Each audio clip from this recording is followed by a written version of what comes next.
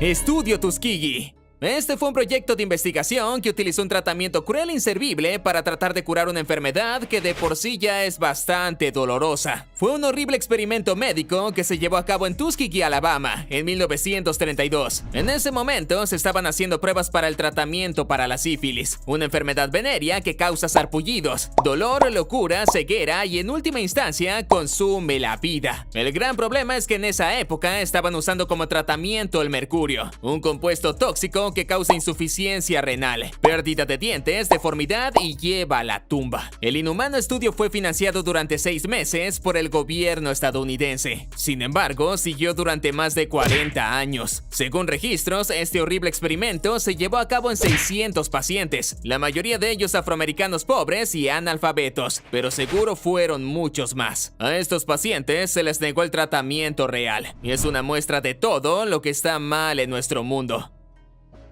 Estudio de monstruos. Este fue un experimento de tartamudeo llevado a cabo en 22 niños huérfanos en 1939 en Iowa, y fue llamado así por lo monstruosa que era la idea de experimentar con niños desprotegidos. Fue realizado por Wendell Johnson y Mary Tudor, ambos patólogos del habla de la Universidad de Iowa. Estos pseudocientíficos se propusieron a probar que la tartamudez era un comportamiento aprendido causado por la ansiedad del niño por hablar, y decidieron probarla torturando a pequeños sin hogar. En el horripilante experimento, los 22 huérfanos se dividieron en 2 grupos. Un grupo recibió terapia positiva por su habla fluida, que es cuando se trata de corregir con buenas maneras y alentando a los niños, mientras que el otro grupo recibió terapia negativa, lo que significa que fueron insultados, aterrorizados y golpeados solo por las dificultades que tenían en el habla. El resultado de este experimento cruel fue que el grupo negativo sufrió efectos fisiológicos y trastornos del habla para el resto de sus vidas.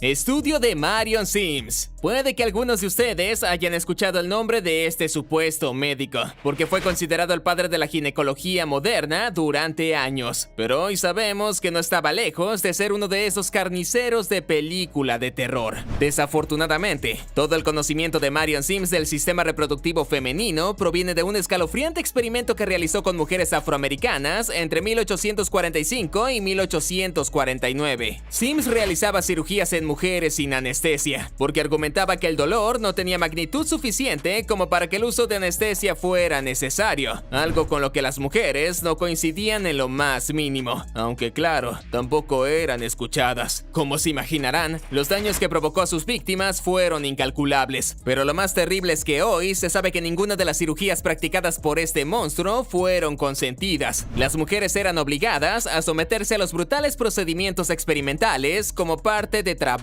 forzados.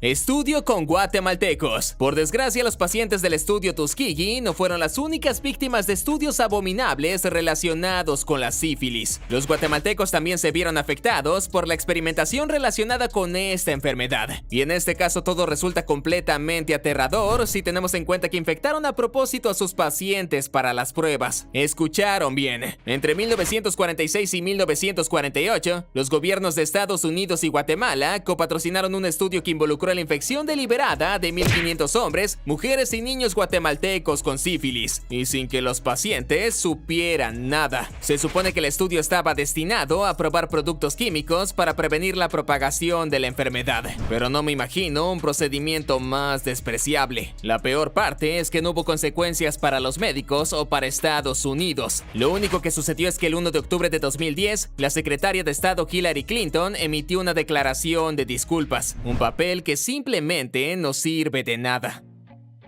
El estudio de los trillizos. Los gemelos y trillizos parecen un milagro del universo y son sorprendentes, pero hay quienes creen que está bien experimentar con ellos. Por eso está el registro de un proyecto realizado en la década de 1960 y dirigido por Peter Neubauer y Viola Bernard. En un experimento secreto, separaron a gemelos y trillizos entre sí para ver qué factores influían más en el desarrollo de la personalidad infantil, si la herencia genética o la crianza. El experimento salió a la luz cuando 3 3 hermanos trillizos idénticos se encontraron accidentalmente en 1980. Obviamente, los hermanos estaban muy molestos y frustrados porque les robaron la oportunidad de estar juntos. Pero había muchos más hermanos separados que nunca supieron que eran parte de un experimento. En cuanto a los resultados que los psicólogos infantiles obtuvieron del experimento secreto, son una incógnita, ya que las conclusiones se almacenan en un archivo en la Universidad de Yale y no se pueden revelar hasta 2066. El estudio de la prisión de Stanford. En 1971, un profesor de psicología en la Universidad de Stanford, llamado Philip Zimbardo, se interesó en estudiar lo que llamaba el origen de la naturaleza humana, y empezó una serie de experimentos en los que trataba de ver qué sucede cuando pones a personas buenas en situaciones malas. En principio suena como una pregunta normal, pero la forma en que respondió a sus preguntas fue muy lejos. Instaló una prisión ficticia y pagó a estudiantes universitarios para que hicieran de guardias y prisioneros. Fuera de lo planeado, el experimento se cerró después de solo 6 días porque las cosas se salieron de control. Los guardias se volvieron sádicos, particularmente por la noche, cuando pensaban que las cámaras estaban apagadas, y los prisioneros mostraron signos de estrés extremo. Resulta que los guardias no se volvieron agresivos por sí solos. Zimbardo siempre alentó el comportamiento abusivo, por lo que hoy se considera un experimento cruel y muy lejos del comportamiento ético.